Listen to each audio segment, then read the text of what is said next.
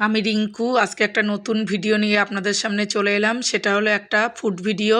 আজকে আমি পনির বাটার মশলা রান্না করে দেখাবো।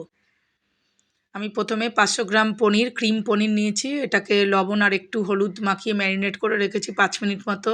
এদিকে আমি কিছু ইনগ্রিডিয়েন্ট নিয়েছি, সেটা হলো পেঁয়াজ, 2টো পেঁয়াজ 500 গ্রামের জন্য, টমেটো 2টো, আর একটু আদা, আর একটু হচ্ছে 4-5 কোয়া রসুন, আর তার সঙ্গে প্রায় 10টা মতো কাজু বাদাম। এবারে আমি পনিরগুলোকে প্রথমে হালকা করে ভেজে নিচ্ছি। পনিরগুলোকে একটু না ভাজলে কিন্তু ভালো লাগবে না, ভাজলে পনিরের টেস্ট হয়, সেই জন্য একটু হালকা ব্রাউন কালার করে আমি পনিরগুলোকে ভেজে নিচ্ছি। আর আমি এই ভাজছি হচ্ছে সাদা তেল দিয়েছি আর একটু বাটার দিয়েছি, তার ভিতর ভেজে নিচ্ছি। এইবারে পনিরগুলোকে ভেজে এই যে একটা লিকুইড দেখছেন, এটা হচ্ছে গরম জল, এর ভিতর লবণ আর একটু চিনি আর একটু আমুল পাউডার এর ভিতরে দেওয়া আছে, আমুল দুধ দিয়ে এটাকে আমি ভালো করে গুলে এর ভিতর পনিরগুলোকে ভেজে এর ভিতর কিছুক্ষণের জন্য ভিজিয়ে রাখবো। কারণ এটাতে যদি পনির ভেজায় তাহলে পনির সফট থাকবে, এবং যেহেতু আমুল দুধ দেওয়া হয়েছে পনির কিন্তু অনেক বেশি টেস্টি থাকবে। সেই জন্যে এইভাবে আপনারা করে দেখবেন, দেখবেন রান্নাটার টেস্ট অনেক বেশি সুন্দর করছে, অনেক এনহ্যান্স করছে।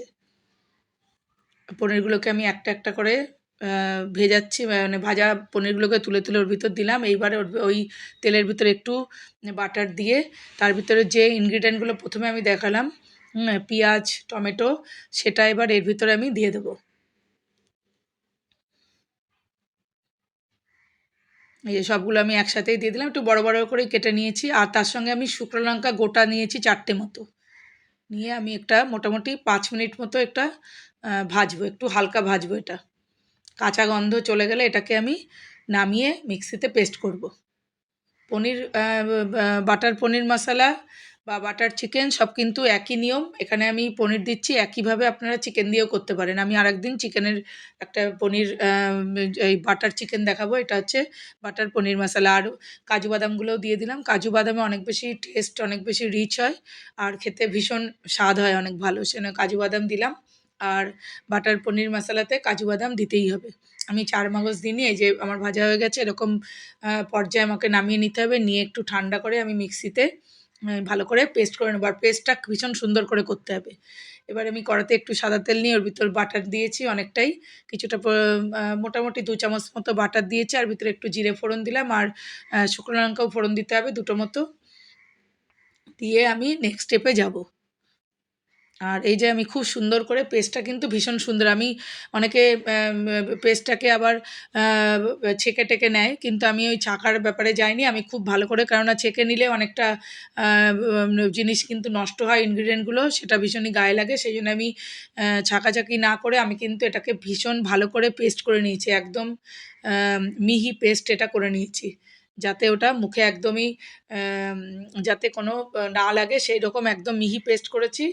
নিয়ে এবার এটাকে আমি ওই বাটারের ভিতর ভালো করে আমি কষবো, যতক্ষণ না তেল বেরোবে ততক্ষণ পর্যন্ত এটা কষতে হবে। এই কষার উপরেই কিন্তু এই পনির বাটার পনির মশলাটা টেস্ট নির্ভর করবে। এবার একটু চিনি দিলাম আর একটু লবণ দিলাম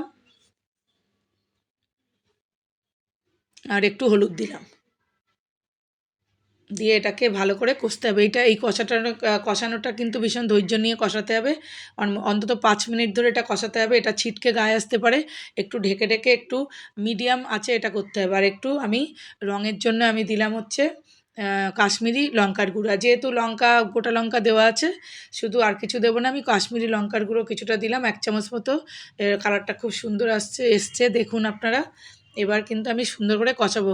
কাশ্মীরি লঙ্কার গুঁড়ো হচ্ছে কালারের জন্য, দিলেই কিন্তু কালার অনেক সুন্দর হয়।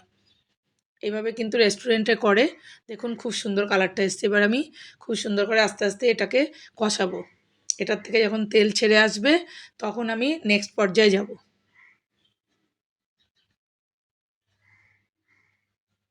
এই রান্নাটা কিন্তু ভীষণ সুন্দর, খুব একটা বেশি সময় লাগে না, আর কি ভীষণ টেস্টি। এটা কিন্তু লুচি, পরোটা, রুটি, ভাত, ফ্রাইড রাইস সবের সাথেই ভালো লাগে।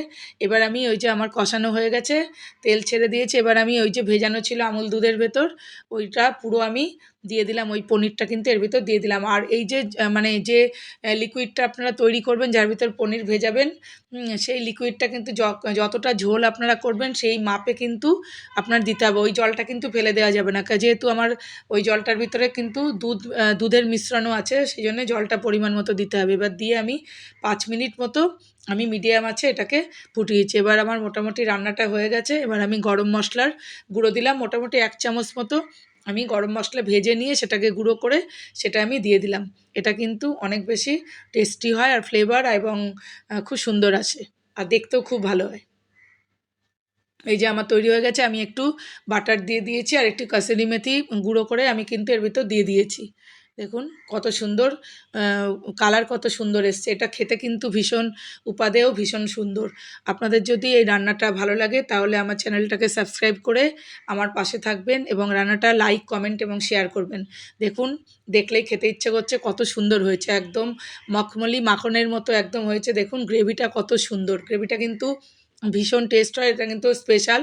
ওই যে আমি একটু আমুল দুধ দিয়েছি 2 চামচ মতো, ওতেই কিন্তু টেস্টটা একটু আলাদা রকম হবে, অনেক সুন্দর হবে খেতে এটা, খুব সুন্দর। আর এটার কিন্তু পনিরটাকে একটু আপনারা বড় বড় করে কাটবেন, তাহলে কিন্তু ভালো হবে, পনিরটার ভেতরে ফ্লেভার ঢুকবে, খেতে ভীষণ ভালো লাগবে। আর কালারটাও দেখুন কত সুন্দর এসছে।